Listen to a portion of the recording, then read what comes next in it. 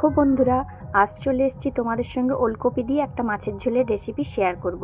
তার জন্য আমি বাগানে চলে এসেছি। বাগান থেকে একটা বড় দেখে ওলকপি তুলে নিলাম। দেখো, এই ওলকপিটা দিয়ে আজকে তেলাপিয়া মাছের ঝোল বানাবো।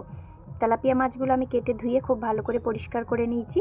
এবার মাছগুলোর উপরে পরিমাণ মতো নুন, পরিমাণ মতো হলুদ ছড়িয়ে কড়াইয়ে খুব ভালো করে সর্ষের তেল গরম করব। সর্ষের তেল গরম হয়ে গেলে এক এক করে তেলাপিয়া মাছগুলো তেলের মধ্যে ছেড়ে দিচ্ছি। এবার এপিট ওপিট উল্টে তেলাপিয়া মাছগুলো লাল লাল করে ভেজে তুলে নেব। ওই একই তেলের মধ্যে কেটে রাখা ওলকপি আর আলু খুব ভালো করে ভাজবো। খুব ভালো করে ভাজার পরে ওলকপিটা নামিয়ে রাখবো।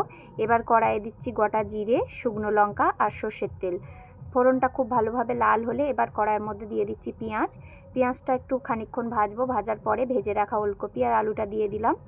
ওলকপি আর আলুটা দেওয়ার পরে দিচ্ছি পরিমাণ মতো নুন, পরিমাণ মতো হলুদ গুঁড়ো, পরিমাণ মতো লঙ্কার গুঁড়ো আর দিচ্ছি পরিমাণ মতো জিরে গুঁড়ো। এবার সমস্ত মশলার সঙ্গে সবজিটা খুব ভালোভাবে কষাবো।